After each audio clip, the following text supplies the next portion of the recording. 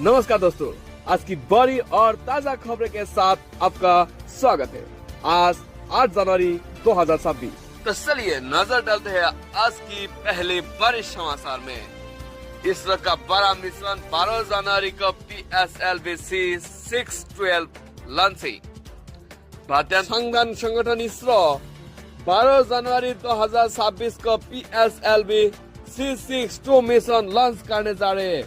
ये 2026 का पहला आधिकारिक अंतरिक्ष मिशन होगा, जो सुबह 10 बजे 17 मिनट 80 होरिकाटा स्पेस सेंटर से उड़ान भरेगा। मिशन का मुख्य उद्देश्य है EOS N1 उपग्रह का कक्षा में स्थापित करना है, जिसे सुरक्षा अनुसंधान एवं विकास संगठन DRDO ने विकसित किया है और ये इमेजिंग सुपर सेंसिंग के लिए इस्तेमाल होगा।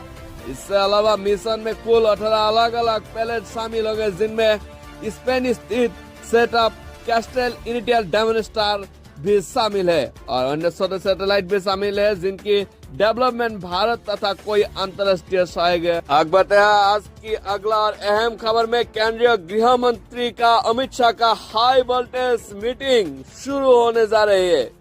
जम्मू कश्मीर की हाई लेवल सुरक्षा समीक्षा बैठक केंद्रीय गृह मंत्री अमित शाह आज 8 जनवरी 2026 को नई दिल्ली में जम्मू और कश्मीर की सुरक्षा स्थिति पर एक हाई लेवल समीक्षा बैठक की अध्यक्षता करेंगे।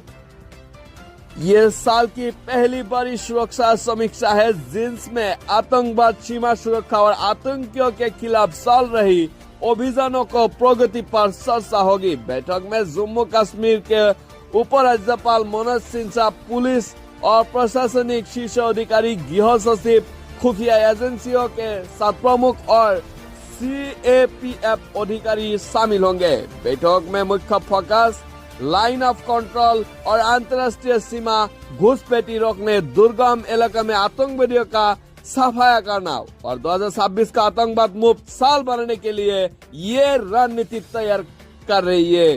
तो चलिए नजर डालते हैं अगला बड़ी अहम खबर में। अंतर्राष्ट्रीय खबर में अमेरिका ने India lead international solar alliance ISA समेत 66 वैश्विक संस्थाओं से निकासी का ऐलान किया है। संयुक्त राज्य अमेरिका के राष्ट्रपति डोनाल्ड ट्रंप ने 8 जनवरी 2026 को एक प्रेसिडेंशियल मेमोरेंडम पर हस्ताक्षर करते हुए अमेरिका को भारत और फ्रांस की नेतृत्व वाली इंटरनेशनल सोलर अलायंस ISA सहित 66 अंतर्राष्ट्रीय संगठन संस्थाओं से बाहर निकलने का ऐलान किया है। इस कदम का ट्रंप प्रशासन अमेरिका फर्स्ट नीति से जोड़ा जा रहे हैं, जिसके तहत उन वैश्विक संस्थाओं से दूरी बनाए रखना चाहते हैं, जिन्हें उनकी राष्ट्रपति कार्यालय ने अमेरिका की हितों के खिलाफ बताया है। नजर डालते हैं खेल दुनिया में। बांग्लादेश ने कहा, हम भारत में T20 वर्ल्ड कप नहीं खेलेंगे। बांग्लादेश ने कहा कि T20 विश्व कप के मैच भारत में नहीं खेलने का मांग कर रहे हो, क्योंकि खिलाड़ी की सुरक्षा और अंतरराष्ट्रीय सम्मान की चिंता है। बांग्लादेश ने कहा, उन्होंने ICC से अपना मैच श्रीलंका में शिफ्ट करने की आग्रह भी किया है, क्योंकि वो श्रीलंका के साथ संयुक्त रूप से टूर्नामेंट आयोजित कर रहा है। ICC ने BCB की मांग को खारिज कर दिया है और कहा कि बांग्लादेश को भारत में ही मैच खेलने होंगे। नजर डालते हैं अगला खबर में।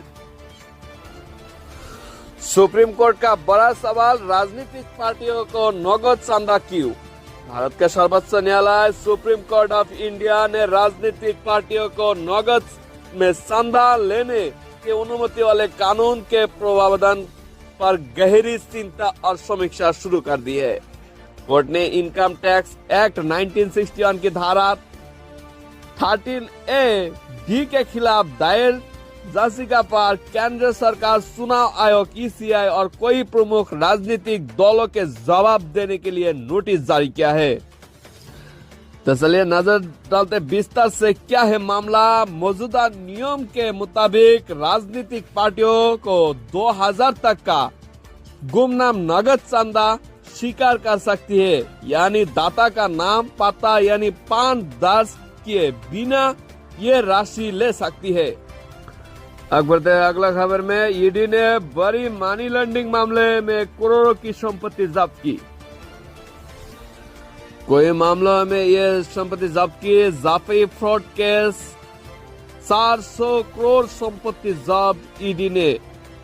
और रियल एस्टेट कंपनी मामलों में 150 करोड़ की संपत्ति जब्त। दिल्ली की छापेमारी, नगद सोना, हीरे और दस्तावेजें बरामद। ईडी छापामारी 5.12 करोड़ नगद, लगभग 8.8 करोड़ मूल्य की सोने हीरे की गहने मिले हैं और करीब 35 करोड़ की प्रॉपर्टी दस्तावेज बरामद हुई है। ये इस साल की बड़ी मनी लैंडिंग मामलों में से एक है। बढ़ते अगला खबर में साइबर फ्रॉड का बड़ा खुलासा, हजारों लोग ठगी का शिकार। नया स्कीम नेटवर्क बैंकअप देश भर में साइबर फ्रॉड के मामले में तेजी से बढ़ती देखा जा रही है। हाल ही में जांच एजेंसियों और साइबर सेल ने एक बड़ी ऑनलाइन ठगी की नेटवर्क का खुलासा किया है, जिसमें हजारों लोग फर्जी कॉल, लिंक और एप्स के जरिए ठगी गई। ठग खुद बैंक अधिकारी, केवाईसी एजेंट, पुलिस या सरकारी कर्मचारी बताकर लोगों से ओटीपी, लिंक या निजी जानकारी हासिल कर लेते थे और फिर खातों से पैसा निकाल लेते थे।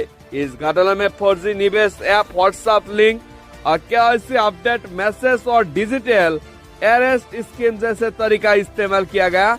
और कई राज्यों में दर्ज शिकायत के अनुसार पीड़ितों के लाखों रुपया तक नुकसान हुआ है। पुलिस ने कुछ आरोपियों को गिरफ्तार किया है और कोई बैंक खाता को फ्रीज किया गया है। सरकार और साइबर एजेंसियों ने लोगों को चेतावनी दी कि कोई भी बैंक या सरकारी संस्था फोन पर ओटीपी या लिंक नहीं मांगती और अनजान कॉल मैसेज से दूरी रहने की सलाह दी है। तो चलिए नजर डालते हैं अगला और अहम बड़ी खबर में। पान आधार लिंक पर अंतिम चेतावनी, लिंक नहीं किया तो पान हो सकते हैं इनएक्टिव। केंद्र सरकार और आयकर विभाग ने पान आधार लिंक के लेकर अंतिम चेतावनी जारी किया है। तय समय सीमा तक पान को आधार से लिंक नहीं करने पर पान इनएक्टिव और निष्क्रिय हो सकते हैं, जिससे बैंकिंग, इनकम टैक्स, निवेश और बड़े लेन देन प्रभावित होंगे।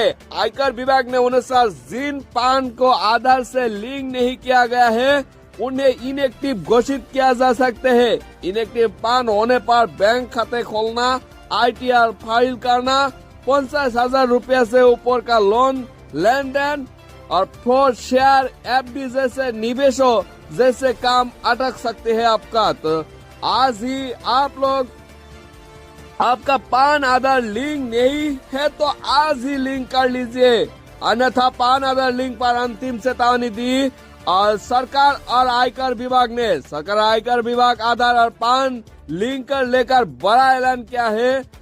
आपका पान आधार निष्क्रिय हो सकते हैं, पान कार्ड निष्क्रिय हो सकता है और इनएक्टिव हो सकते हैं। आपको बैंक खाता खोलने में परेशानी आ सकती है, कोई बड़ी खतरा हो सकती है। तो आज ही पान आधार लिंक करना चाहिए, क्योंकि अंतिम चेतावनी दी है और सरकार और आयकर विभाग ने। तो चलिए आगे बढ़ते हैं अगला खबर में। नए साल की पहली ही दिन एलपीजी सिलेंडर के दामों में बड़ी बढ़ोतरी। 19 किलो कमर्शियल गैस महंगी, घरेलू सिलेंडर स्थिर।